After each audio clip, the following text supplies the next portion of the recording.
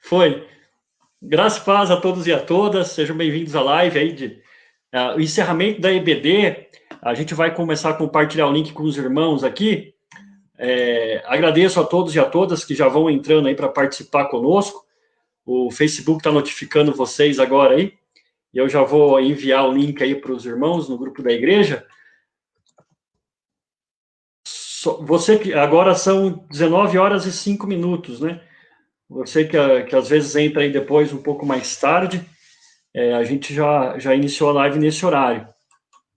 Estou mandando ali no grupo da igreja. Estou falando assim porque os professores estão aí também para a gente poder ir conversando, né?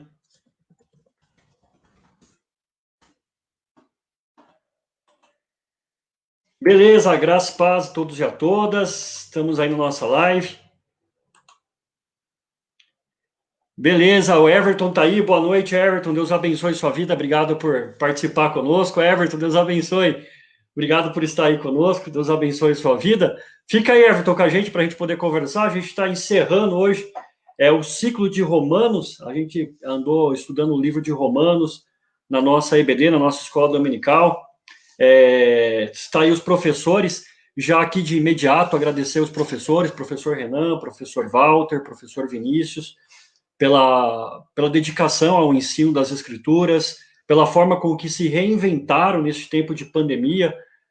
Estávamos ali estudando os profetas menores, e aí veio a notícia de que teríamos que fechar o salão por conta da pandemia, e a ideia de fazer as EBDs ali no YouTube, e os professores levaram isso com muita maestria, realizando as atividades, e iniciamos o livro de Romanos já nesse formato pelo YouTube. Você que não chegou a acompanhar as aulas, mas está participando agora aí no Facebook, no canal da igreja, no YouTube, tem todas as aulas ministradas pelos nossos professores. Você pode ir lá, acompanhar as aulas, ver e rever quantas vezes você quiser. Pode ainda mandar a sua dúvida, porque os professores são acessíveis aí para poder compartilhar conosco.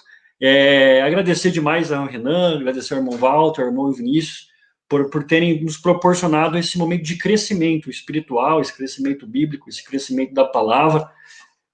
Não sei quem está aí, se alguém puder mandar uns comentários aí para ver se vocês estão aí, se está tudo bem. Se você quiser já fazer uma pergunta sobre o livro de Romanos e deixar aí nos comentários, por favor, mande a sua pergunta. Acho que os professores vão ficar felizes aí em poder dialogar com vocês sobre a questão do livro de Romanos, se você assim o tiver. Se você estiver ouvindo, eu vejo que tem 3 participantes aí iniciando nossa live. Se o irmão ou a irmã que estiver aí puder mandar um comentário para que a gente possa saudar você também que participa conosco, né? A gente fica muito feliz. Isso é uma idealização dos nossos professores aí de fechar o livro de Romanos, conversando todos juntos sobre a oportunidade de ler esse livro, de aprender com esse livro, comentando um pouco sobre esse livro. Já vou aqui acionar o Renan aqui, que é o primeiro na minha tela, para falar um pouco de como foi essa experiência aí Renan, de ir para o virtual nesse momento de pandemia aí, nas EBDs. Vamos lá, primeiro, boa noite a todos, né? Boa noite, irmãos, paz. Olha, foi estranho. Eu falo que foi estranho porque quando a gente dá aula para um grupo, né? A gente está na igreja, você tem o contato com as pessoas, dá para ver quando você fala alguma coisa que não ficou tão bem entendida assim, né? As pessoas perguntam, então eu acho que flui mais fácil. E na vinda para esse virtual, né, até, pelo menos para mim, até se acostumar a usar uma câmera, gravar, dar uma aula, explicar uma aula para uma tela de celular, para uma tela de uma câmera, foi estranho. Mas eu entendo que é aquilo que a gente tinha que fazer, né? A gente tinha que se adequar a esses novos tempos, e eu acho que na medida do tempo a gente foi aprendendo bem, até que funcionou legal, né? Mas eu confesso que eu não vejo a hora da situação voltar ao normal e a gente poder se reunir de novo.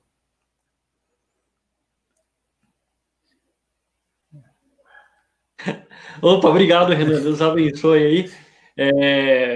Vamos seguir a ordem que a gente combinou aí, então, que o irmão Walter sugeriu. Daí o Vinícius. Boa noite, irmãos.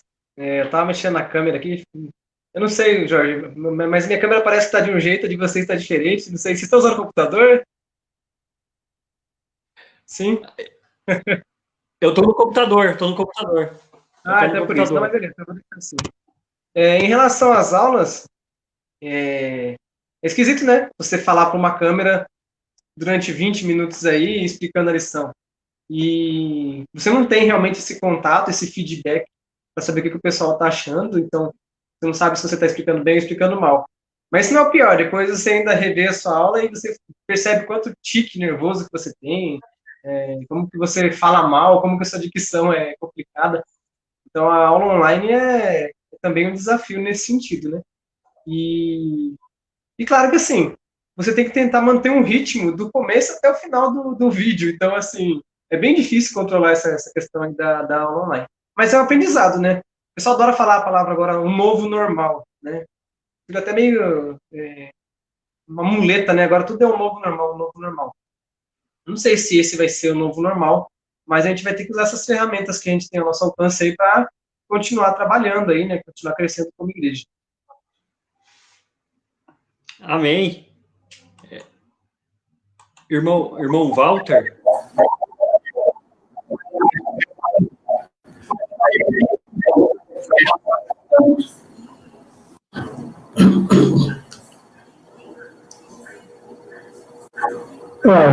Acho.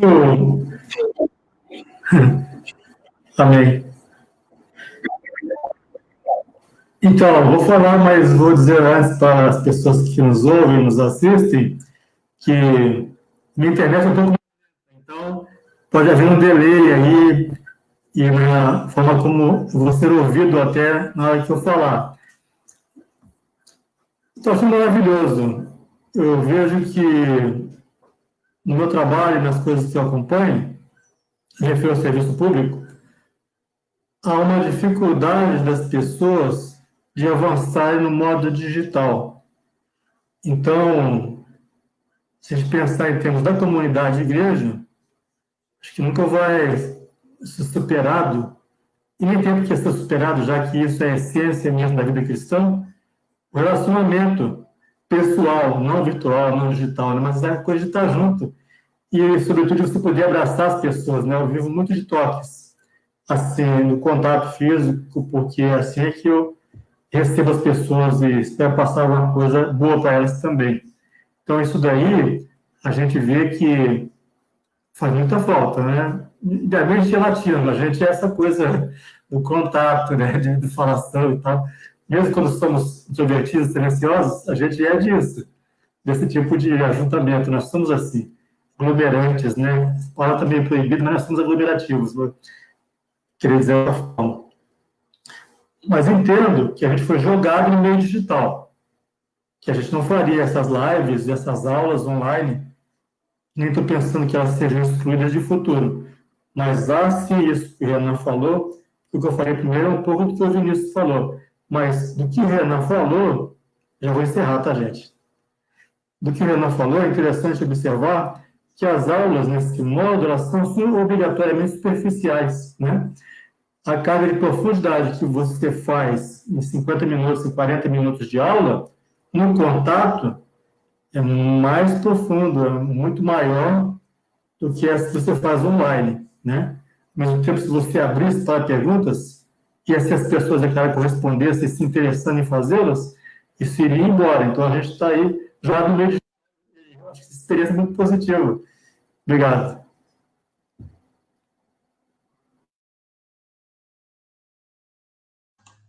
Aprendendo aqui a liberar os microfones rapidamente. Deus abençoe, irmão Walter, irmão Renan, Vinícius aí. Então a gente vai começar a falar um pouco de Romanos aí. Penso que o livro foi importante para vocês e para nós, o estudo que vocês apresentaram. Lembro que a revista que nós usamos foi dar um crédito aqui para a editora, né? Cristã Evangélica, né? E a primeira aula da revista falava sobre a importância do livro de Romanos na história do cristianismo. Gostaria que eu começasse aí a conversar um pouco sobre a importância do livro de Romanos para o cristianismo, para a teologia protestante, aí, começar com o Renan, aí, se puder, Renan. O livro de Romanos, para mim, né, tem uma... Como é que eu posso dizer? Eu tenho um carinho muito grande pelo livro de Romanos, né? Do Novo Testamento, para mim, é o meu segundo livro, vamos dizer assim, né? Primeiro, eu realmente gosto muito de João, e até quando a gente saiu dessa linha de Romanos, na hora de escolher o novo livro que a gente ia estudar, para mim, João teria que ser João, não tinha nem como ser outro, né? Então aqui já fica até uma propagandazinha para o pessoal assistir as nossas aulas, que agora vão ser sobre o livro de João. Mas eu gosto muito do livro de Romanos porque ele é um livro bem desafiador, né? Ele não é um livro fácil, não é um livro que, quando me perguntam, né, se eu recomendo começar a ler por Romanos, ou se eu recomendo que a pessoa comece por Romanos, ou o quando deve se estudar Romanos, né? Eu não costumo falar que Romanos é uma das primeiras coisas a se estudar, não. Na verdade, para mim, eu acho que Romanos tem que ser uma das últimas coisas, porque ele é um livro muito complexo, né? E muito complexo no sentido de para quem Paulo escreveu essa carta, né? Quais foram as motivações que ele escreveu, quais foram, né, qual foi o momento que ele escreveu. Romanos vai tocar em temas que até hoje, depois de praticamente 2000 anos de escrito, né, Romanos toca em temas que até hoje são temas complexos, tanto na questão da vida cristã, né, na questão prática, quanto na questão teológica. Então a gente tem uma grande dificuldade dentro desse livro, mas é um livro que eu gosto muito exatamente por isso. Agora falando um pouquinho da importância de Romanos, né, nós temos, e isso foi uma coisa que também me despertou muito para esse livro, que várias pessoas que foram importantes ao longo da história do cristianismo, né, e até chegar na nossa veia protestante, elas se inspiraram muito em Romanos, né, passando por Agostinho, Lutero, Calvino, chegando agora em Stott, enfim, várias pessoas colocam que tiveram, se não a sua vida mudada pela leitura de Romanos, mas que basearam boa parte da sua teologia em Romanos. Então eu entendo que para o cristianismo atual, né, para a nossa veia protestante, ele é de extrema importância exatamente por ser um livro, digamos até que polêmico, né, por ser um livro que vai tratar de coisas que os outros livros, que as outras cartas da Bíblia não vão tratar. Então, para mim, essa é a grande importância, né? É aqui Paulo, digamos que não mediu palavras para colocar o ponto dele, né? Para colocar aquilo que ele acreditava para os romanos. Então, para mim, essa é a grande importância.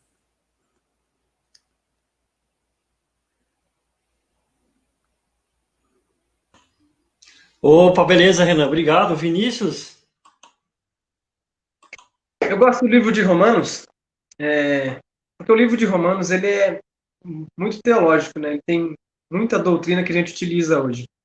Eu nem sou tão, se é que eu posso ser fã de alguém da Bíblia, né? Mas assim, eu não sou tão adepto de Paulo. Não acho tão bacana Paulo. As pessoas gostam muito de Paulo, né? Mas quem sou eu para opinar sobre isso? De qualquer forma, o que eu gosto do livro de Romanos é que aquela comunidade ela é uma comunidade misturada, né? Então, provavelmente havia ali cidadãos romanos, havia ali cidadãos de outras etnias, de outras religiões que chegaram ali para aquela igreja de Romanos, e havia judeus. E Paulo não fundou aquela comunidade. Então a gente vê que Paulo está escrevendo para uma comunidade que ele não fundou, mas que ele quer ter um laço, né, que ele quer ter um relacionamento, e ele quer traçar diretrizes. Então, eu imagino que muitas vezes os textos polêmicos que tem em Romanos, né, as partes polêmicas, também é em função disso, porque às vezes Paulo talvez fique pensando, poxa, eu sei que tem judeus lá que estão pensando dessa maneira, então eu tenho que falar isso para aqueles judeus. Ah, mas eu sei que tem pessoas lá que não têm nenhuma ligação com o judaísmo e estão pensando de outra maneira. Então, eu tenho que falar isso para aquelas pessoas. Então, a gente vê que Paulo está ali pisando em ovos. mas ele traça diretrizes, né? E essas diretrizes são muito importantes para a nossa igreja atualmente, para a nossa comunidade, né? E ele também traça, como ocorre também em grande parte do Novo Testamento, né, a relação do judaísmo, e aí ele faz uma explicação para mostrar como que funciona depois que Jesus veio. Então ele fala, agora a justificação é através da fé, né? Agora você vai ter um relacionamento com Jesus Cristo e ele que vai trazer a salvação para você, é ele que te salva, né? Então ele traz essa linguagem já para traçar um paralelo com a religião judaica, né, com os judeus que estavam ali, mas também para trazer uma luz para aquelas outras pessoas que estavam na comunidade romana, que não tinham conhecimento do judaísmo. Então, o livro de Romanos é um livro feito, vamos dizer assim, um período além, né, um período à frente do judaísmo já. Então, já traz bem essa ideia do cristianismo para nós, né? Então, acho isso bem bacana do livro de Romanos. Beleza, Vinícius. Obrigado. Vou colocar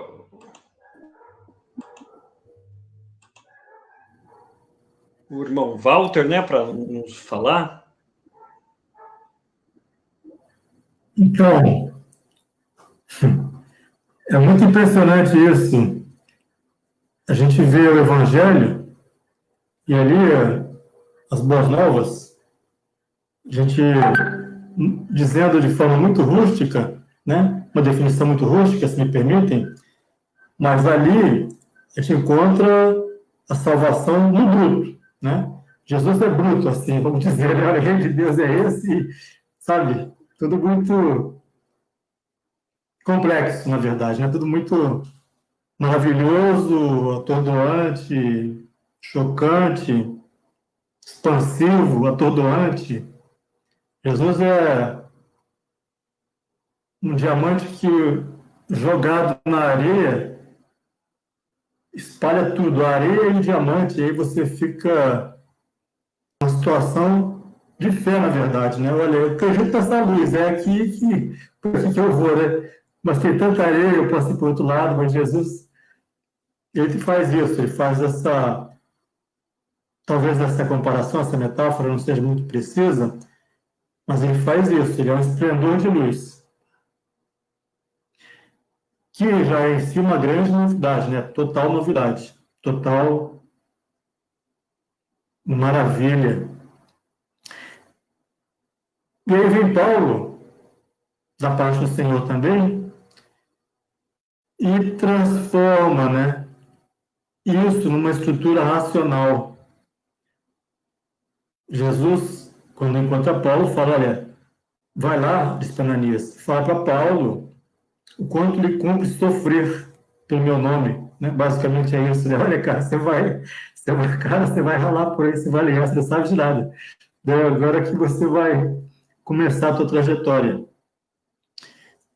E Paulo faz todo esse caminhamento em Romanos, estruturando as coisas, como quem fala, não só para a sabedoria grega e romana da ocasião, né? Sabedoria grega e romana que nos influencia até hoje. Ele não fala só para eles, mas ele fala justamente para todos aqueles que viessem depois, cuja tentativa de questionamento racional tivesse que achar respostas para aquilo que Cristo falou. Então está tudo ali, firmado, né, estruturado, a criação, a fé, a consciência, a moralidade humana, está tudo ali. Olha, se é uma verdade, essa verdade é Deus. Se é uma verdade, essa verdade é Deus. Tudo fecha para isso. Tudo se encontra nisso. Tudo se reduz a isso. Então, a importância de Romanos é justamente condensar, sistematizar, talvez até de uma forma científica, né? Estruturar um pensamento, uma linha que permita a pessoa que aceitar Jesus, né, ou seja, que não veja só a literatura, veja só o campo histórico, não olhe para Romanos como um livro, mas como parte da mensagem de Deus, essencial para o ser humano, de caminhar na eternidade junto com Deus, não separado de Deus, mas junto com Deus, né? posso achar essa base em Romanos. Eu falei antes em criação, em consciência e tal, mas eu digo, a sua fé está firmada no Senhor. E é aqui nesses degraus que eu demonstro, né, que o Espírito Santo flui através de mim falando, esses degraus são para seu entendimento. Respostas para você. Você vai perguntar essas coisas, respostas estão aqui, respostas racionais, né? Mas veja que ele finaliza, isso é importante, falando da fé, que é muito mais do que o racional. Obrigado. Opa, beleza. Obrigado, irmão Walter aí. Vou tentar colocar todo mundo aqui de novo. Aí, beleza. Importante, né? Como o Renan frisou aí, para a história do cristianismo, o livro de Romanos foi extremamente importante, né? Principalmente para a teologia protestante, né? Tem conceitos que a gente usa muito no evangelismo que advém do livro de Romanos. Todos pecaram, né? Parece que isso parece ali do discurso protestante muito forte. Como vocês entenderam, todos pecaram de Paulo ali no livro de Romanos? Começar para o Renan aí para falar aí. Daí eu acho que se o Renan responder isso aí, a gente passa para outra pergunta e a gente vai indo aí, tá bom?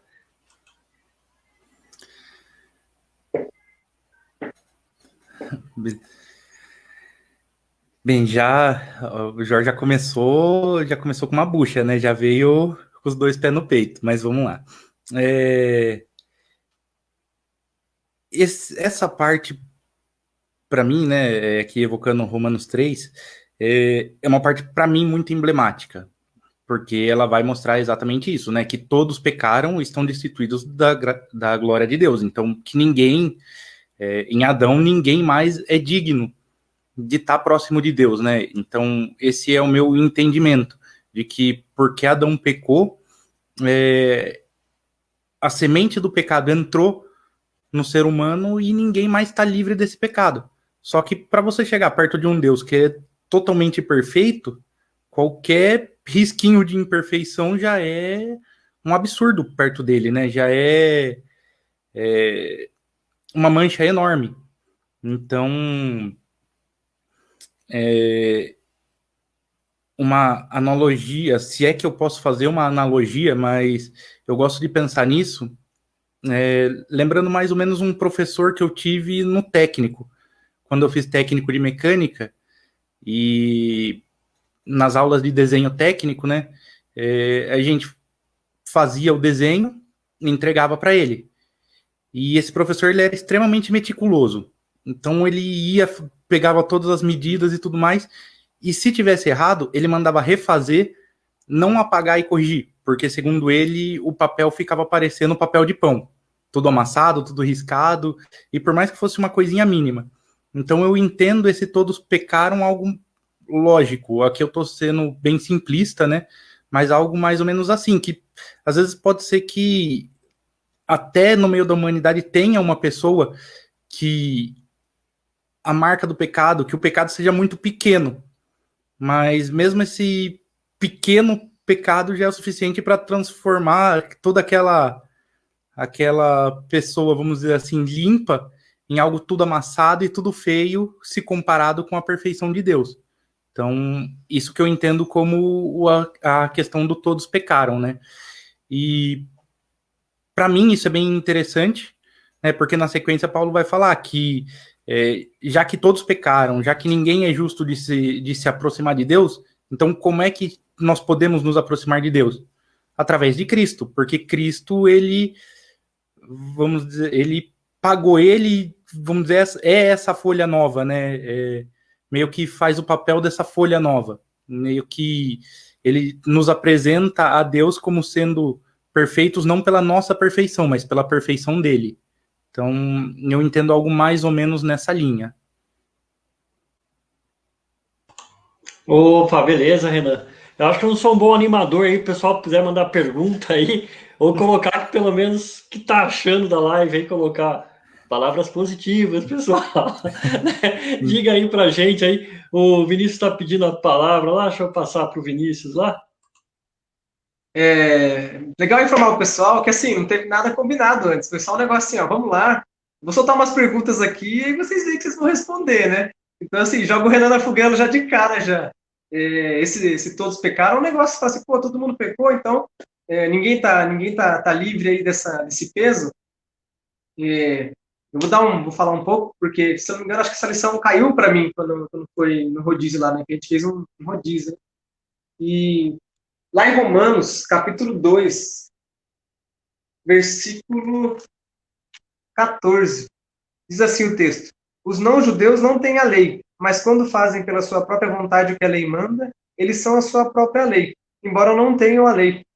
Eles mostram pela sua maneira de agir que tem a lei escrita no seu coração. Então, o que eu entendo quando ele fala todos pecaram? Se você já é cristão, se você já era judeu na época, né, você já tinha uma ideia do que era pecado.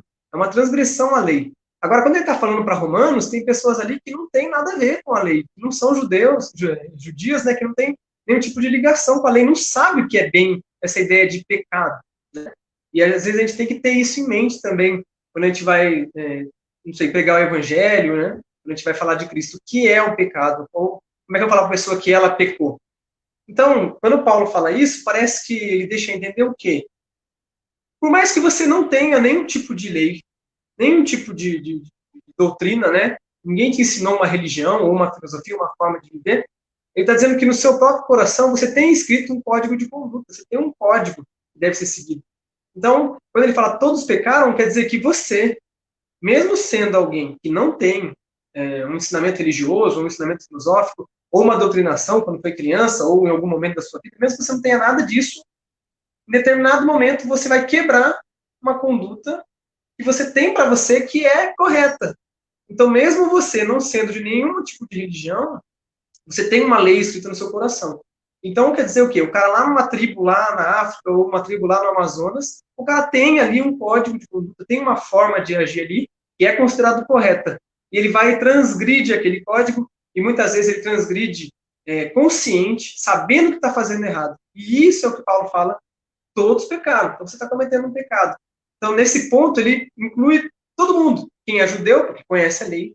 Quem é de uma tribo lá na África, ou quem é de uma outra, de um outro grupo lá, de uma outra comunidade, porque eles têm um código de conduta, e eles sabem o que é certo e o que é errado dentro daquele código de conduta, e eles sabem que, se ele errou, ele fez uma coisa errada, e ele traz esse conceito, fala, todos pecaram, ou seja, todos cometeram essa falha, se você, sendo você alguém que já conhece a religião ou não.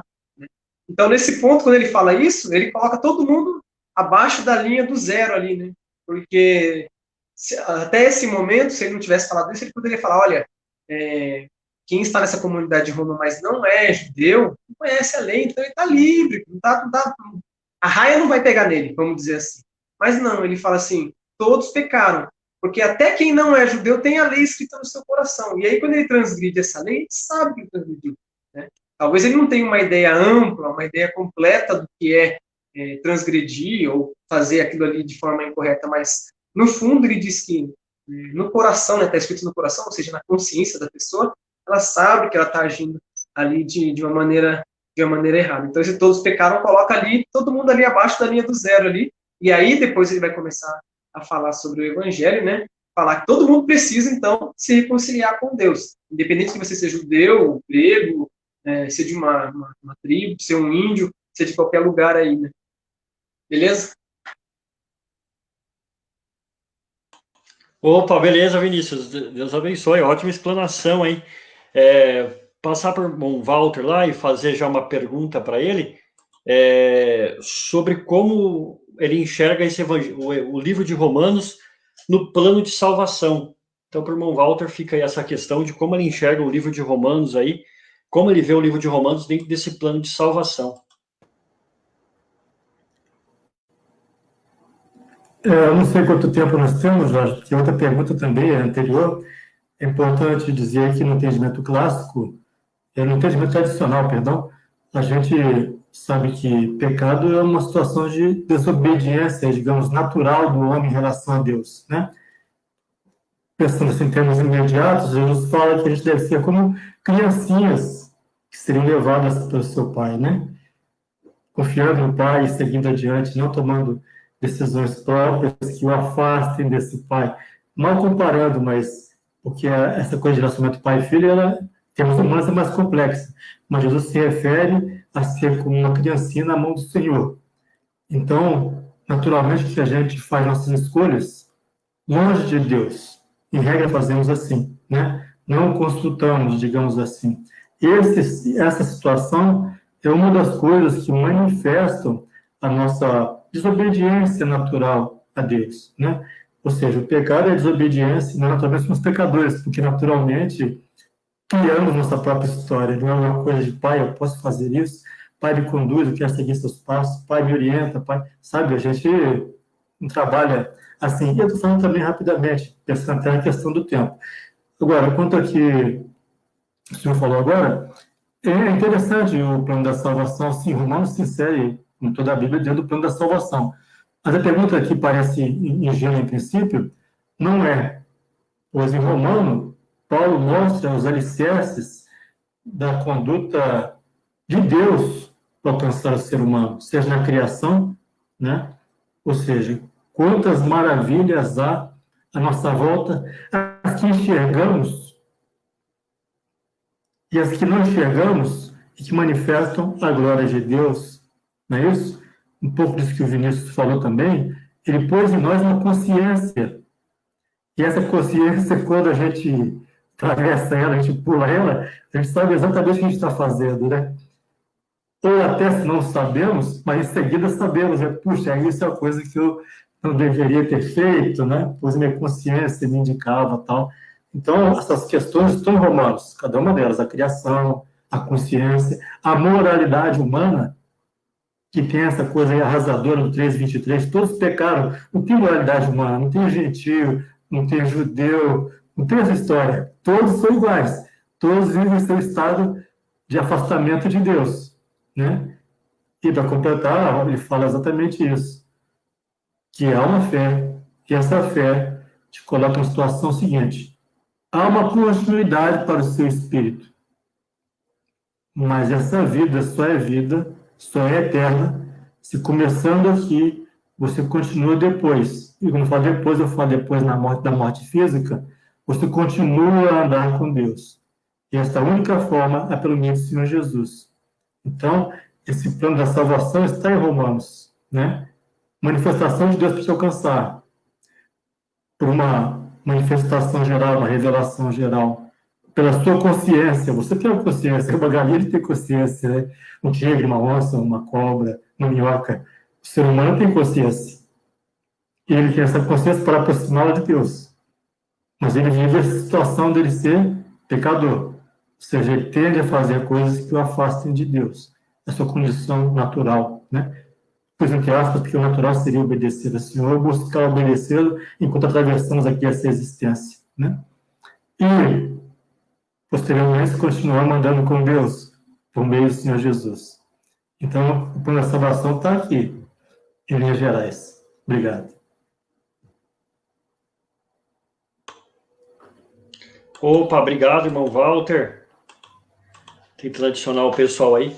Excelente explanação aí na questão do plano de salvação e do livro de Romanos inserido nessa história aí. Paulo fala que não se envergonha do evangelho, né? Teve uma lição que tratou só sobre isso. Não me envergonho do evangelho de Cristo, né? Acho que o irmão Walter discorreu bem sobre essa questão do evangelho, mas como vocês pensam esse evangelho em Romanos? Eu acho que o Vinícius tocou num ponto importante lá, tanto o Vinícius quanto o Renan. A comunidade ali, ela é composta de judeus e de gentios. E me parece ali pela leitura que Paulo não conhece pessoalmente todos os membros dessa igreja, todas as pessoas que participavam dessa igreja. E havia um choque natural entre cultura gentílica e cultura romana. E Paulo faz esse casamento aí. E ele vai tentar se estabelecer ali falando do evangelho. O que vocês pensam do evangelho ali em Romanos? O que é o evangelho para Paulo aí? Começar para o Renan, essa pergunta acho que pode ficar. O que é o evangelho para Paulo em Romanos e para você, né? Pessoalmente, particular. Hein? Opa, perdão, tirei. Calma aí, gente, estou aprendendo a lidar com isso aqui. Então, puxando o próprio Paulo, né? quando ele vai falar sobre isso, ele fala que o evangelho, para ele, é o poder de Deus para salvar, né? Então, eu acho que essa é uma descrição muito bonita. Nós podemos sim falar que o evangelho é a história de Cristo, nós podemos sim falar que o evangelho é a história da humanidade de um certo modo, né? Ou pelo menos de parte da humanidade de um certo modo, né? De um determinado povo. A Bíblia contém isso e tudo mais, mas eu entendo, eu gosto dessa descrição que o próprio Paulo dá, né? O evangelho é mais do que tudo isso. O evangelho é a salvação. Ela pode conter todas essas outras coisas, mas partindo do pressuposto de que somente Cristo que salva, então o evangelho é o único jeito de nós sermos salvos, que é conhecendo a Cristo. Então eu entendo o evangelho como sendo o conhecimento de Cristo, que é o conhecimento que pode nos salvar, né?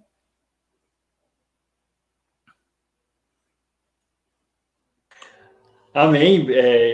Beleza, passar para o Vinícius aqui.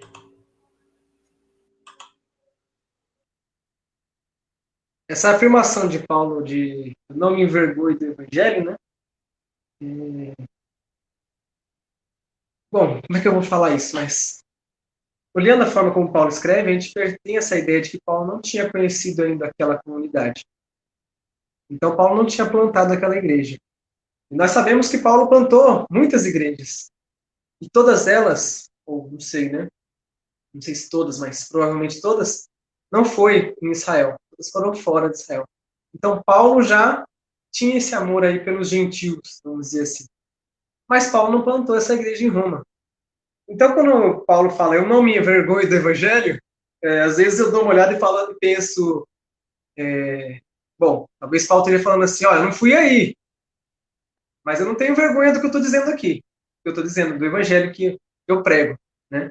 E eu acho que é mais ou menos isso, sabe? Ele está dizendo assim, eu não fui por N motivos, porque não deu, porque não era o momento, porque não tive oportunidade, mas eu tenho orgulho desse evangelho. Então, quando ele fala, não me envergonho do evangelho, não é porque eu sou romano, Paulo era romano também, né? Eu vou ter vergonha de falar aí na minha casa, né, para os meus concidadãos, né? A revista fala isso, concidadãos, né? Mas para os meus compatriotas, que eu creio em Jesus Cristo, né? Ele já começa, vamos dizer, na defensiva. Talvez seja uma coisa assim, né? Se não for também, os irmãos não são obrigados a concordar comigo, mas me parece algo desse tipo, né? Ele já fala assim, eu não tenho vergonha, eu só não fui por causa disso, talvez, né? Alguma coisa nesse sentido. E aí ele complementa, eu tenho orgulho do evangelho, né? E aí ele explana mais, o evangelho foi prometido no Antigo Testamento. O evangelho é o poder de Deus para salvar. Jesus Cristo veio, Deus em forma de homem aqui para nos salvar. Então, eu imagino, para mim, quando ele fala, eu não me envergonho do evangelho, essa questão de afirmar mesmo perante aquela comunidade, ele não tem dificuldade nenhuma em falar, não, eu sou cristão, eu sou seguidor do caminho, eu acredito que Jesus é o salvador de todos, né? E apesar de eu não ter ido aí até o momento, né, ou apesar de não ter plantado essa igreja, eu não tenho vergonha nenhuma de dizer isso daqui. E isso ele fala bem no começo da carta, né? Se eu não me engano, é logo no versículo 16,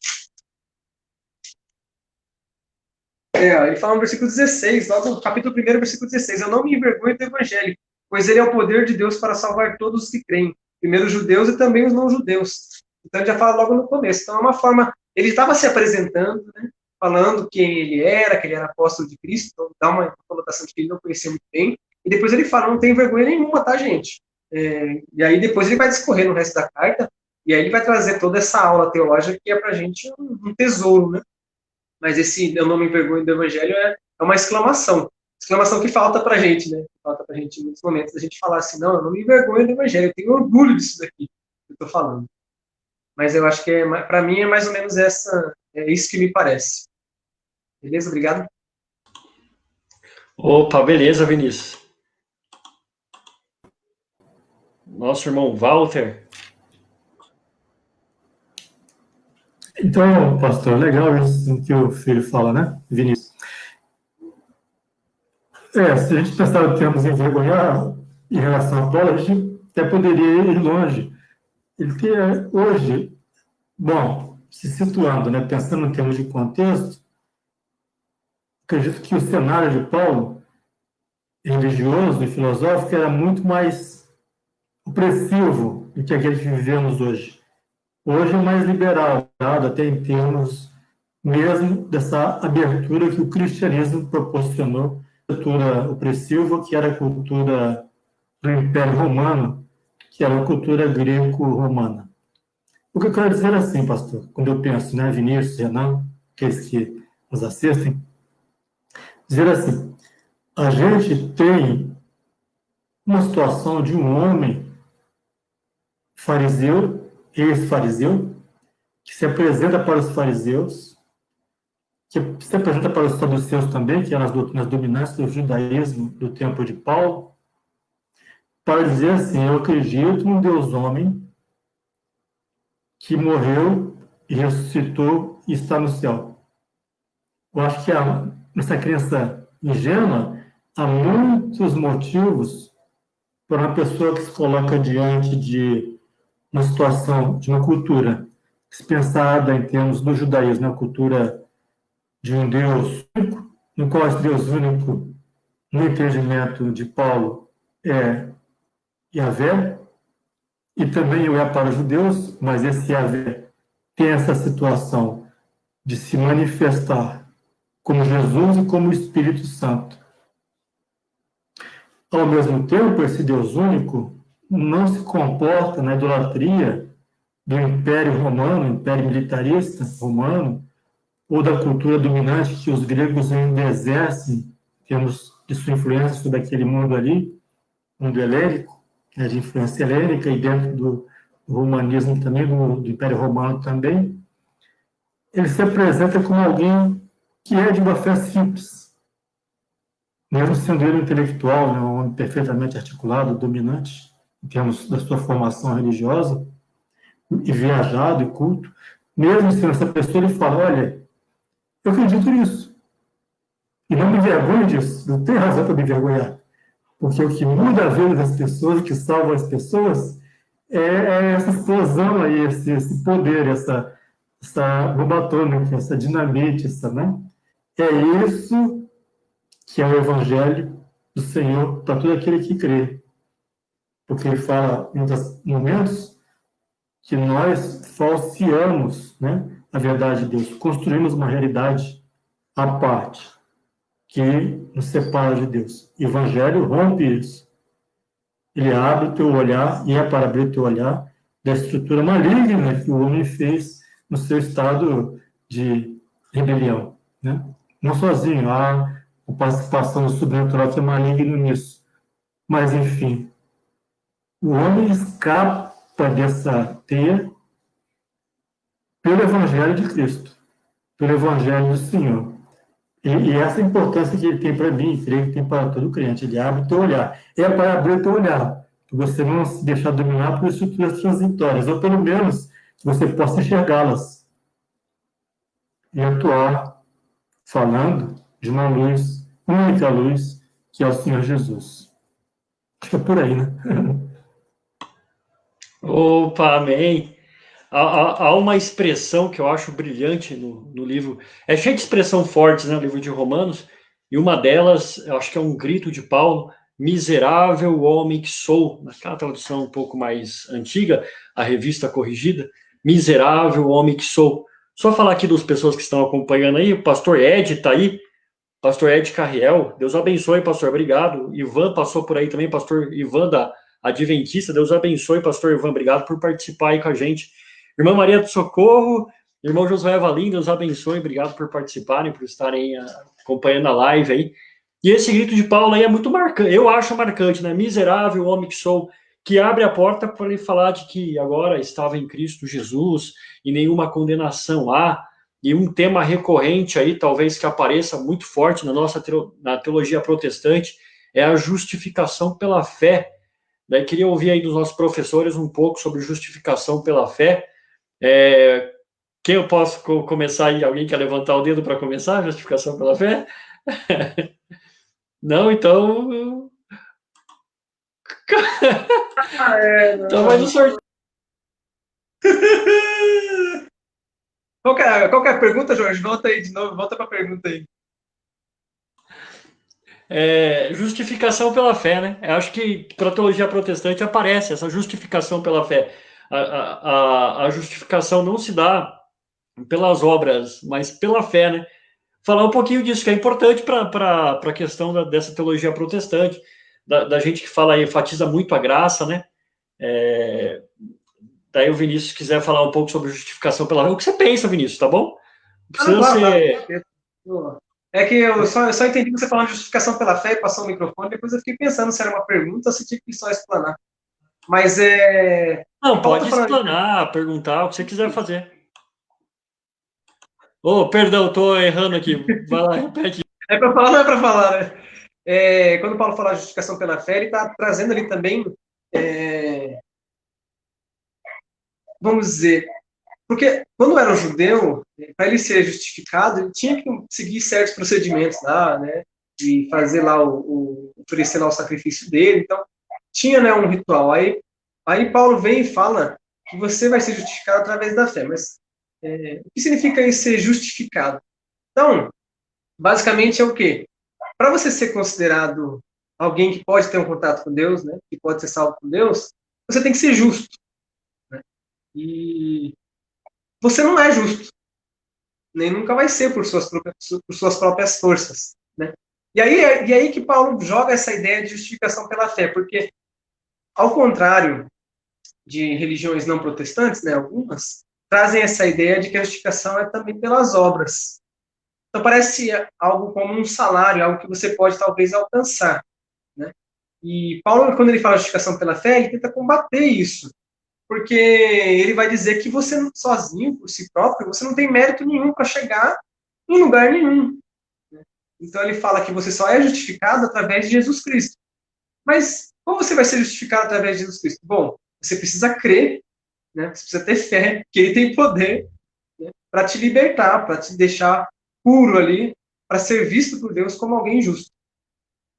Claro que eu queria fazer também um adendo, né? Queria fazer aqui um parênteses e falar que, infelizmente, essa justificação pela fé, que é, claro, né, no que a gente acredita, mas ela foi utilizada, e tem sido utilizada como um escudo para que o cristão, muitas vezes, não faça nenhum tipo de obra, não atue na sua comunidade, não atue em favor do próximo, né, porque você é justificado pela fé. Mas pensar dessa maneira também é viver de uma maneira, vamos dizer, esperando resultados, né? Ou seja, bom, se não é isso que vai me levar até Jesus, que vai me levar até Deus, que vai trazer salvação para mim, que vai me deixar justo, né? Ou seja, que vai me justificar, então não preciso fazer boas obras, não preciso agir em prol do meu próximo, não preciso fazer nada disso, né? Mas aí, lá na frente, depois a gente vai ter aí, até na parte que Paulo fala sobre a autoridade, né? Ele vai falar sobre o amor ao próximo, sobre agir para que o próximo seja também feliz, né? Seja feliz, para que o próximo seja amado. Né? Então a gente tem que ter essa ideia também das obras. Mas para mim a justificação pela fé é isso. Né? Você precisa, para que Deus te aceite, né? Considerando que Deus é uma pessoa justa e que quer, né, que você seja alguém justo, para ser aceito por Ele.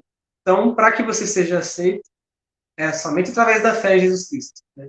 Através da fé que o sangue de Jesus, né, ele te deixa como alguém justo. Até tem uma imagem interessante, imagem que eu falo assim, né, uma simbologia interessante na revista, que ela fala que para que Deus veja você como alguém justo, é necessário que o sangue de Jesus esteja sobre você. Porque Deus vai ver você coberto pelo sangue de Jesus. E aí ele vai falar, bom, essa pessoa, ela é justa. Né? E, então, assim, eu tenho que acreditar, tem que ter fé em Jesus Cristo, que é a pessoa que vai derramar, que derramou o sangue aí para que eu seja considerado alguém justo. E essa é a minha ideia de justificação pela fé. Obrigado. Ó, já pulou pro Renan. Aí, agora eu consegui. Ô, Renan, beleza? Quer falar um pouquinho sobre a justificação pela fé? Eu concordo bastante com o que o Vinícius falou, né?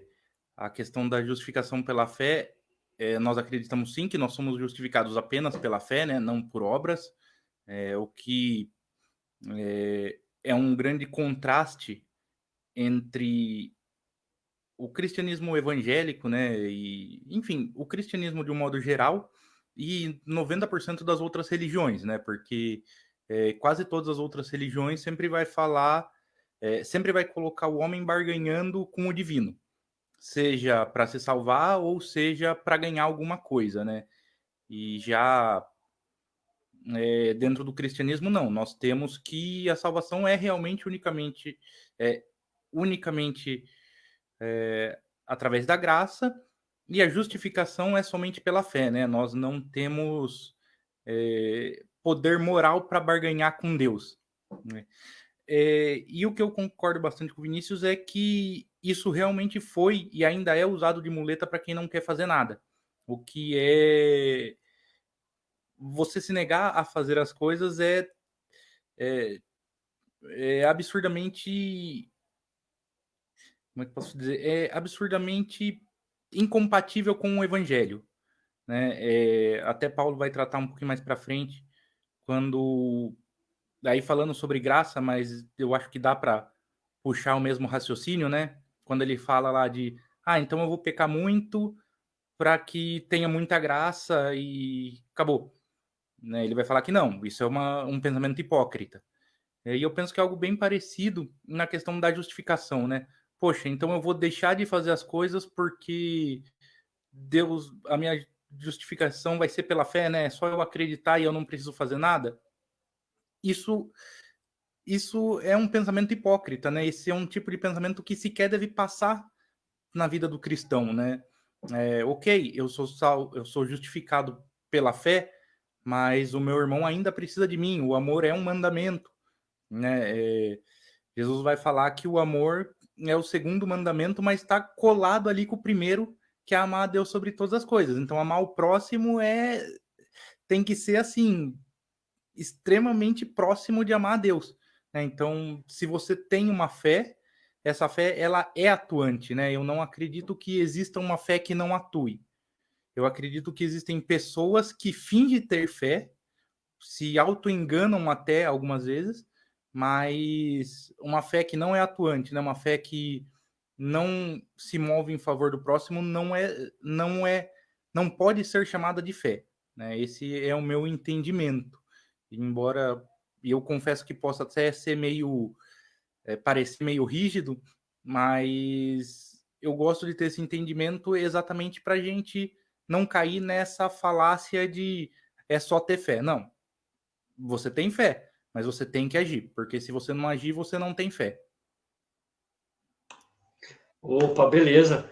Acho que lembrou a fala de Tiago, né? Quando ele fala da questão da fé, Tiago e Paulo parecem destoar. Então parece destoar ali da fé viva e a fé morta de Tiago. Uhum. Parece que Paulo e Tiago destoam um pouco, né? Mas eu acho que faz parte desse equilíbrio do evangelho, né? É importante ter os dois ali para a gente ter um equilíbrio, né? Da questão, acho que isso é importante falar. Chamar o irmão Walter para comentar também sobre o assunto.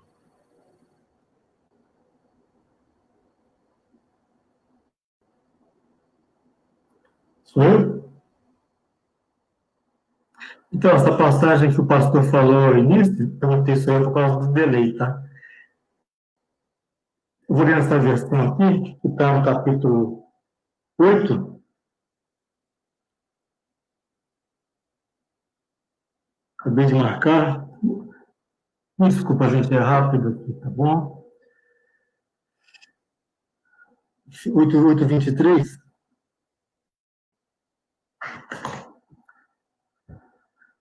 Desculpe.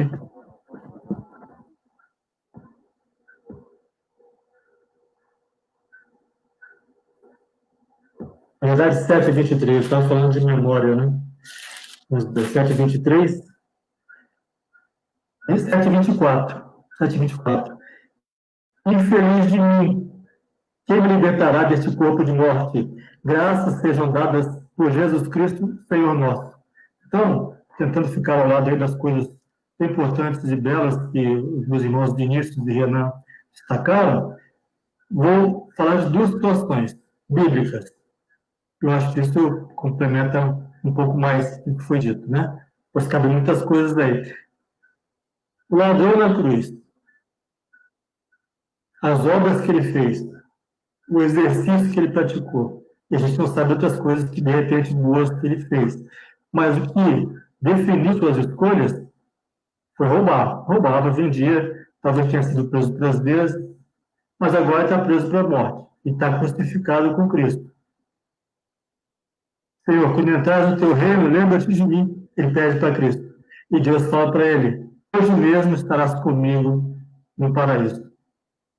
Justificado pela fé. A sua fé o salvou. No entanto, essa é uma vida que acaba ali. Mas, noutra situação, e aqui está no Evangelho de João, no capítulo 5, 14, capítulo 5, 14,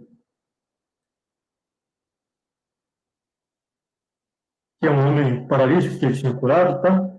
Ele diz, o versículo 14 diz, mais tarde Jesus entrou no templo, ele disse, olha que já estás curado, não peques mais, para que não te suceda coisa pior. Bom, esse homem era pecador e continua pecando. Então, ao tentar obedecer o que o mestre lhe falou, significa que ele ia fugir do pecado daí para frente. E essa linha divisória ia marcar a sua existência. Fuja sempre do pecado, não peques mais. Mas na impossibilidade, porque sua condição natural é de pecar, fuja do pecado. Então, na tentativa de obedecer a Cristo, ou seja, amando a Deus sobre todas as coisas, amando ao próximo como a ti mesmo, nisso está o segredo da justificação pela fé. Aceitei a Cristo. Ótimo, você está salvo. Agora prossiga na salvação. Prossiga nas salvações. Fugindo do pecado. Se aproximando mais de Deus. Se aproximando mais do seu próximo. Apesar da sua condição natural.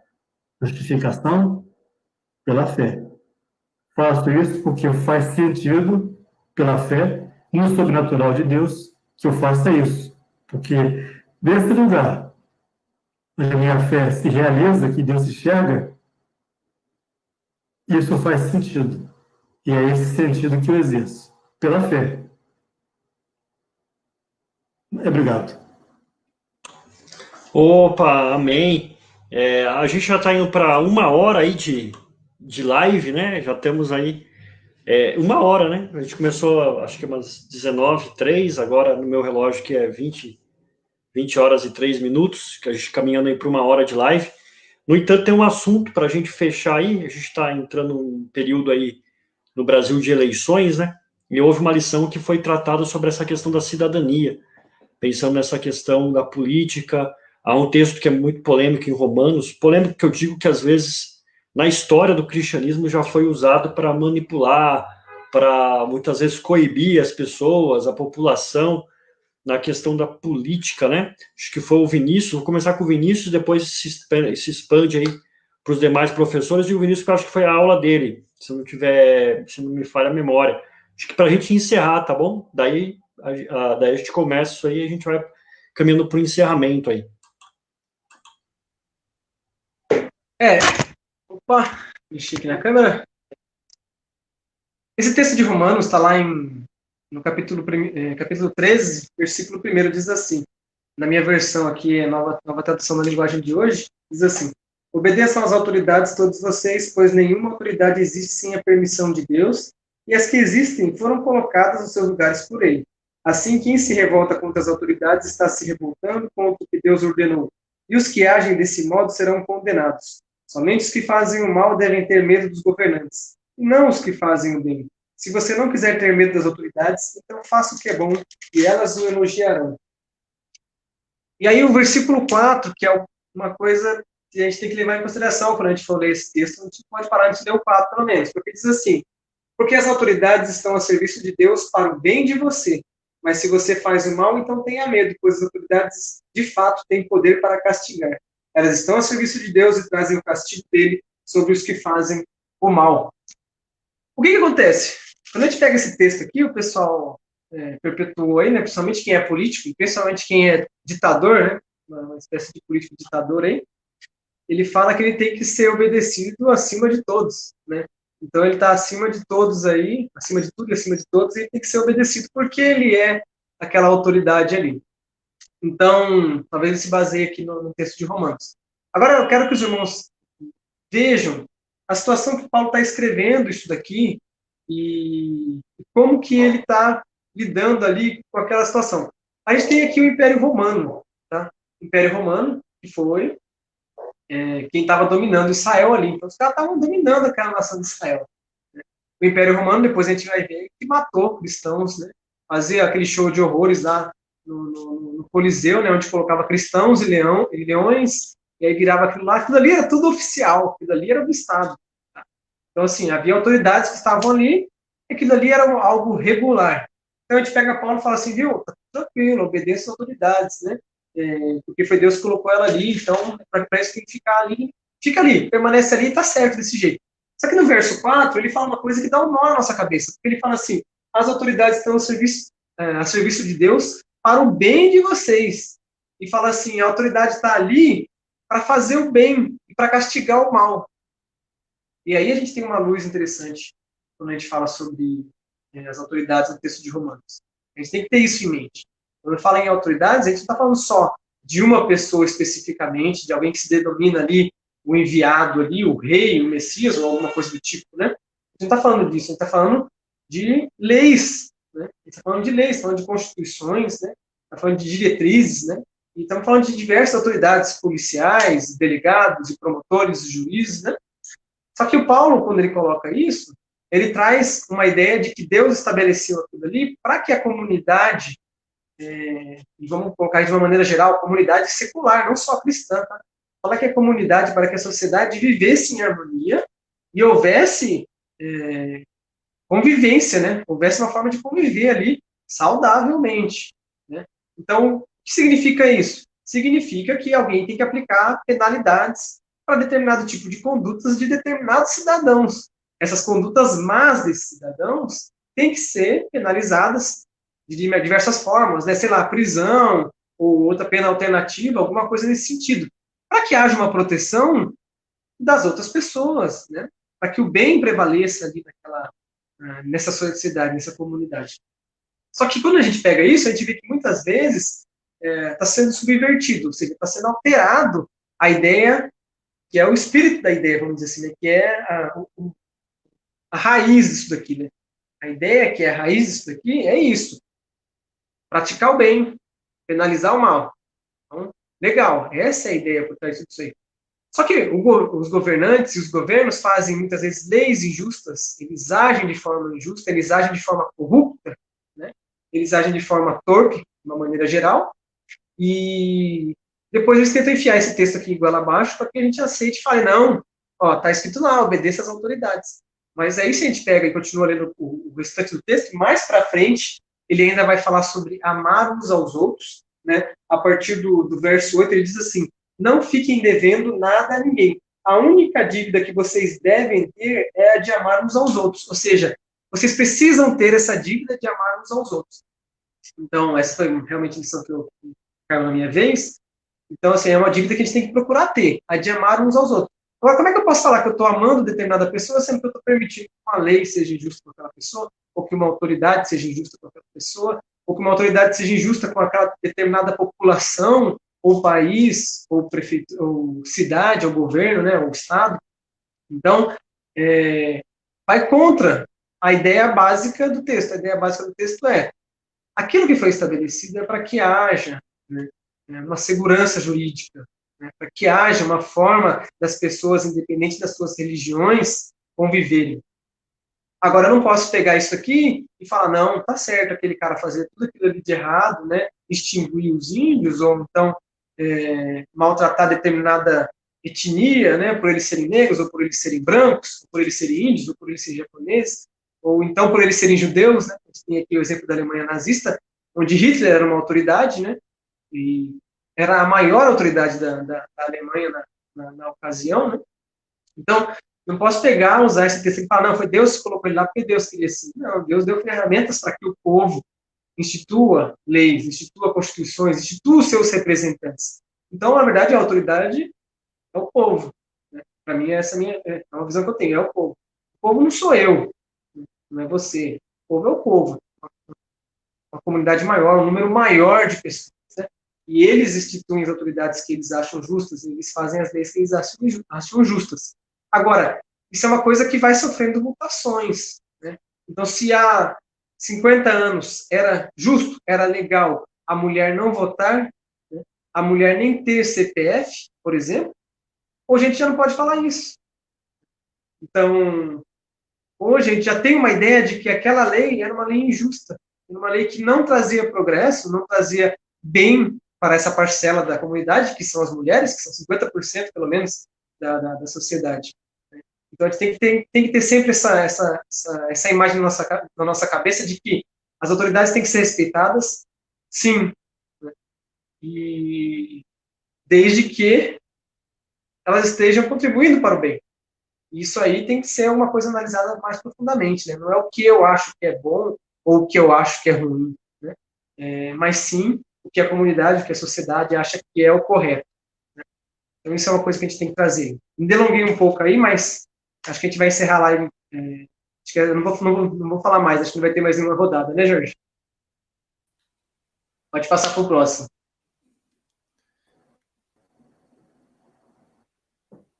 Estou tentando aqui lidar com o negócio aqui. aí, beleza. Excelente fala, irmão. Val até colocou aí, coloquei nos comentários aí, o texto que o Vinícius leu, essa importância, né? E ele citou um texto importante do amor. Eu lembrei de um cara que está ali atrás do meu quadrinho ali, ó, o Bonhoeffer, né? Que tentou matar, participou de um atentado contra Hitler, né? Na época em que Hitler estava no poder. E ele vai dizer algo semelhante, né? Vai caminhar por essa linha interpretativa também. E ele vai dizer, não, tirania não pertence a Deus, né? E penso que seja difícil. Vou passar aí para o Renan, discorrer aí, Renan, o que você quiser sobre o Romanos, não precisa ser necessariamente nesse assunto. Já pensando aí, caminhar para o encerramento já, e aí a gente fecha com o irmão Walter e aí a gente se despede, tá bom? Vou passar para o Renan aí. Renan, pode ser esse assunto, pode ser o que lhe agrada, tá bom? Eu só queria fazer só um complemento bem pequenininho em cima do que o Vinícius falou, né? Porque o que o Vinícius falou foi perfeito, assim, foi excelente, né? O único complemento que eu queria fazer é que, assim como ele citou, né? Muitos já usaram esse tema dizendo, olha, essa autoridade foi instituída por Deus, né? Esse governante foi Deus que colocou. Se você for pensar desse jeito, você tem que pensar que o anterior e o próximo também foi Deus que colocou. Então, assim, até trazendo para o dia de hoje mesmo, para nossa situação no Brasil hoje, o governante atual, ele usa muito de um pseudo-cristianismo para ganhar margem em cima da população, né? Ele usa muito dessas, eu não vou dizer do cristianismo, mas de muitos chavões evangélicos para ganhar moral em cima de parte da população. E assim, se você pensar que ele foi instituído por Deus, então você tem que obrigatoriamente pensar que o governo anterior, que todos os governos anteriores também foram. Então você não pode dizer que o governo anterior foi ruim. Muito pelo contrário, você tem que concordar com tudo que aconteceu. Agora, se você discorda, então aí sim, beleza. Entra nessa linha do que o Vinícius falou, que eu também entendo que é correta. O que é que o texto diz? Que a posição do governante foi instituída por Deus, né? Que esse cargo, ele não é um cargo terreno, né? Ele é um cargo até divino. Então, aí sim, mais um motivo até para os governantes serem muito cobrados para que eles façam bem para a população. Porque se ele não faz um bem para a população, ele está desonrando um cargo que Deus colocou e que a população decidiu que ele ocupasse. Então é só esse pequeno adendo que eu queria fazer, né, dizendo que não dá para usar esse texto para validar uma determinada ação de alguma determinada pessoa. Agora, encaminhando para o final, né, como o Jorge falou, só para falar um pouquinho geral sobre o livro de Romanos, como eu falei lá no começo, Romanos é o segundo livro que eu mais gosto no Novo Testamento, exatamente pela questão complexa dele. Tem muitos pontos no livro que, durante as aulas, né, nós tivemos grandes discussões no nosso grupo de professores, alguns pontos que nós achamos melhor não trazer, não porque não acreditamos que não seja mais verdade, mas porque nós acreditamos, entendemos que a aplicação naquela época, né, o motivo por Paulo ter tocado naqueles pontos era alguma aplicação específica lá, e que se a gente fosse trazer para hoje, não ia gerar nada de útil. Ia ser só mais uma discussão em cima de discussão, que muitas vezes não acarreta em nada. Teve algumas discussões que foram também bem legais, mas nós decidimos não trazer por serem complexas demais para o pouco tempo que nós temos. Então, se vocês pegarem lá na primeira aula de Romanos, né, na aula 1, que foi a aula introdutória, a aula que eu dei, tem um quadrinho lá para o final que vai mostrar alguns temas que trata nessa carta, e se a gente ver essas 17 aulas, a gente vai ver que alguns a gente acabou não tratando, mas não foi porque não julgamos importante, né? Como eu falei, ou foi alguma questão da gente entender que a aplicação naquela época é um pouco complexa, o momento que nós vivemos é um momento que nós teríamos que tratar esses pontos com cuidado maior, né, com mais tempo, ou aplicações que seriam legais a gente tratar, mas nos faltou tempo.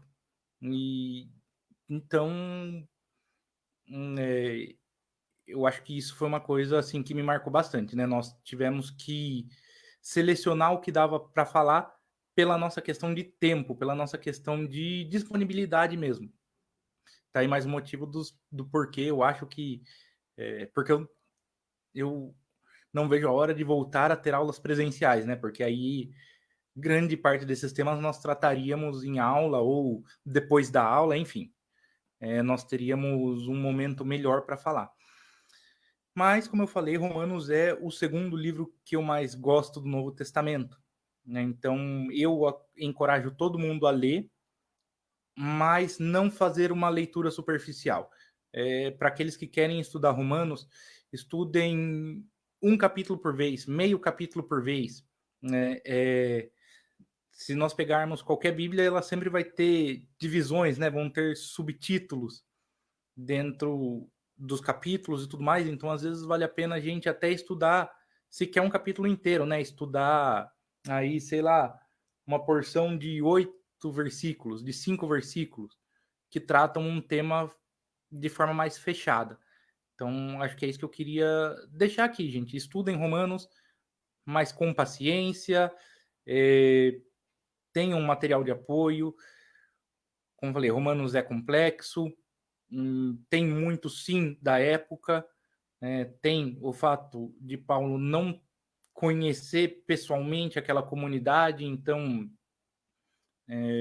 em alguns momentos ele vai falar até demais da mesma coisa, em alguns momentos ele vai falar de menos, então eu acho que é isso, vale a pena a leitura, mas ela não pode ser uma leitura superficial, ela tem que ser uma leitura bem dirigidinha, com bastante calma, porque é uma carta extremamente interessante, mas é uma carta extremamente complexa ao mesmo tempo. Então, acho que é isso que eu queria deixar para essa finalização.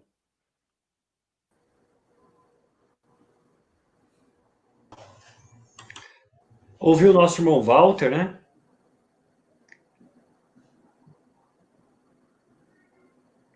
O nosso irmão Walter, né? Daí ele pode...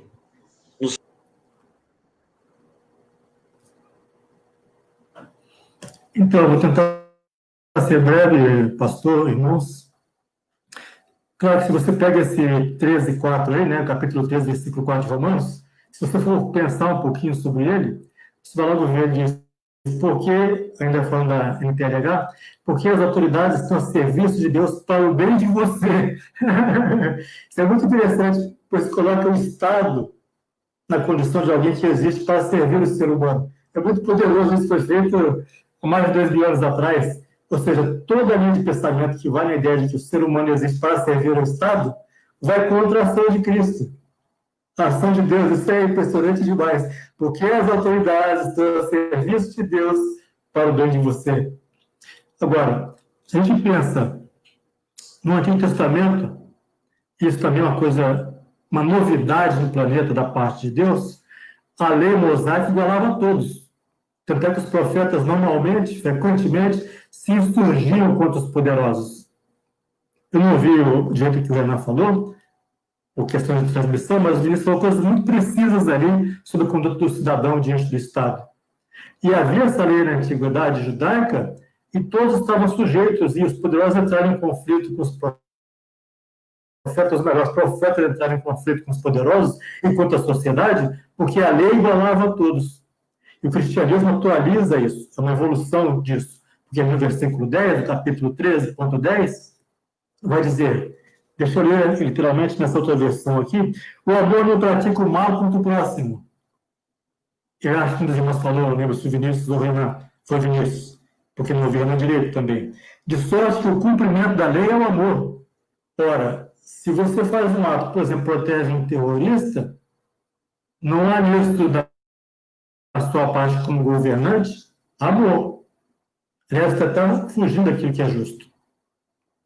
Mas acontece que eu, diante da autoridade, se a última instância decidiu assim, eu posso me manifestar contra, mas não tenho o que fazer, tenho que obedecer e aceitar essa proteção do Estado para não ser vil, né, vamos dizer dessa forma. Por outro lado, se Deus construiu, né, o sistema de saúde, que socorreria uma população, e sou contra até isso, esse socorro, ora, isso não é coisa boa. Não diga que isso é serviço de Deus, não pode ser.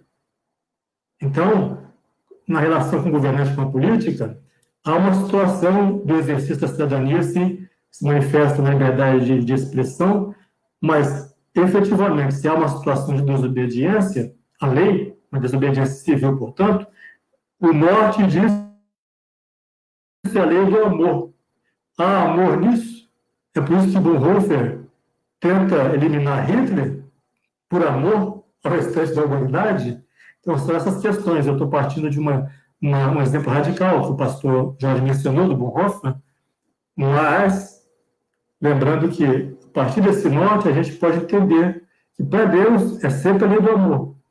É sempre isso que vai nortear as nossas ações. E essa lei do amor coloca as pessoas em conflito nessa forma de entender que seria isso, né? Pois Cristo faz isso. Praticando o amor e ensinando a lei do amor naquele meio ali, o ódio transparece por outros que dizem também amar. Amar a Deus, amar ao próximo. Uma situação de conflito essencial da trajetória cristã, ainda mais em considerando que religião sempre é poder, e a instituição que representa o cristianismo é uma instituição de poder também. As instituições atuam politicamente em favor, frequentemente, de uma corrente política humana, de uma ideologia humana, de uma realidade construída pelo ser humano, a qual Paulo questiona como uma forma de afastamento de Deus. Bom, Romanos suscita todo esse campo de debate. Romanos é uma peça essencial. Tive muito prazer e a gente tem conversação entre nós de fazermos isso a cada ano, um estudo de Romanos. Espero que a gente possa permanecer nesse propósito, né? Também nós estamos obrigados, assim, diante de nós mesmos, mas eu gostaria. Acho legal e agradeço muito a oportunidade a todos vocês. Opa, amém, irmão Walter. Agradecer e aqui meu agradecimento aí oficial, novamente, aí, em nome da igreja, né? Agradecer aos professores que se empenharam nessa transição, que tem aí se reinventado para conduzir as aulas da IBD. Deus abençoe a vida de vocês. Para mim tem sido um momento de muito aprendizado, muito crescimento espiritual, intelectual, de conhecimento da palavra de Deus. Obrigado, Renan, Vinícius, irmão Walter. Deus abençoe mesmo a vida de vocês. Acredito que isso seja aí para todos os membros da Igreja Batista Sal de Pirapora. Está participando o João aí também, ó, João Pedro Góes, estudou comigo, Educação Física. Deus abençoe, João. João é mestre em Educação, Deus abençoe, João. Obrigado por participar aí, para mandar uma mensagem. Eu me despeço dos irmãos e das irmãs que estão participando da live. Deus abençoe. O Renan vai tentar colocar esse vídeo também no YouTube, para ficar disponível amanhã para os irmãos que têm acesso pelo YouTube, para que eles possam acessar. Os irmãos querem se despedir também? Passo a palavra. Começar pela sequência, então, que a gente manteve, Renan, Vinícius e Walter. Renan? Eu queria agradecer a todo mundo, né? Como nós falamos, foi um grande desafio, foi um momento de grande aprendizado, tanto da parte técnica, né? Nossa, que a gente teve que fazer tudo 100% diferente do que a gente estava acostumado, mas principalmente porque a gente pôde aprender um pouquinho de Romanos. Concordo com o Walter, eu acho muito legal a gente estudar Romanos de forma periódica, seja anual ou, enfim, a gente pode ver algum período ou até estudar partes do livro, mas eu gosto bastante dessa ideia. E isso, gente, eu queria agradecer mesmo pela oportunidade, agradecer a igreja que tem nos suportado, agradecer aos professores que estão se desdobrando aí cada semana.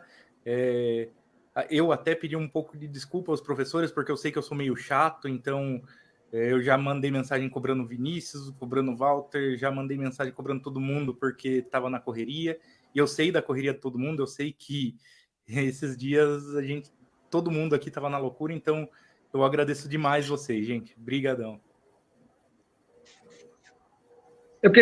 Vou só agradecer mesmo, dar boa noite aí para o pessoal. Também dar uma prévia aí, né? Agora a gente vai falar sobre o livro de João, começar com o irmão Renan. E aí, antes de encerrar, a gente tem que agradecer o Renan, principalmente eu, porque o Renan, quando começou, ele falou assim, viu, por favor, mande o vídeo até terça-feira, né? Então, assim, a gente dá uma aula a cada 2 semanas, né? Porque são 3 professores, então era para mandar até terça. Aí depois eu comecei a mandar na quarta. Aí acabei deixando para quinta. Aí esse dia que ele me cobrou foi assim, era sexta-feira, tipo 3 da tarde. Falou, viu, será que tem como você mandar o vídeo hoje? E eu já tipo tinha esquecido. Eu falei, puxa vida, Renan, me perdoa, vou dar um jeito que vou mandar. Porque, imagina, eu vou mandar para ele no sábado, para domingo ele publicar, né? Então, mais falha nossa. Renan, cara, não, mas eu sei da correria de todo mundo, viu? Você tá com uma criança aí, eu imagino que deve ser, assim... Vixe, preparar a aula deve ser a última. Não pode falar muito, não, que o Jorge coloca isso aí como desculpa para qualquer coisa. Falar de criança, o Jorge vai falar assim: não, realmente dá trabalho. Não, deixa. Boa noite, irmãos, boa noite. Só que falando, o livro de João já começou, né?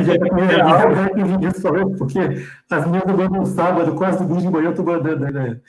Eventualmente, né? Mas enfim, quando o Renan fala que ele é chato, né? Não, mas isso. Quando o Renan fala que ele é chato, eu acho que eu sou muito mais chato, né? De modo geral, nesse caso particular também. Desculpa, tá? Então, bom, se eu fosse citar por alguma razão, eu diria que tem questão de velocidade, mas eu tenho muita participação nisso, tá? Obrigado pela oportunidade a todos os irmãos, o pastor Jorge, o irmão Vinícius, o irmão, meu filho e meu irmão Renan também. Agradecer os meus irmãos que nos assistem também por essa paciência, né? E, puxa, que oportunidade legal. Gente, muito obrigado. Opa, Deus abençoe a todos e a todas. Então a gente vai encerrando aqui. Deus abençoe os que aguentaram até o final, os que participaram do começo e depois desistiram. Né? Falar, pô, os caras não param de falar, faz 1h e... e amanhã... 1h20, meu Deus do céu. Isso que a ideia original era fazer 20 minutos, né, Vini? A gente pensou, não, 20 minutinhos a gente mata o livro. 20 minutos tranquilo. Nossa, cara. Aí tá bom. Deus abençoe. Tchau. Dá um pitaco aí, eu também, né? Então, beleza. Opa, Deus abençoe. Falou. Até mais. Até mais, gente.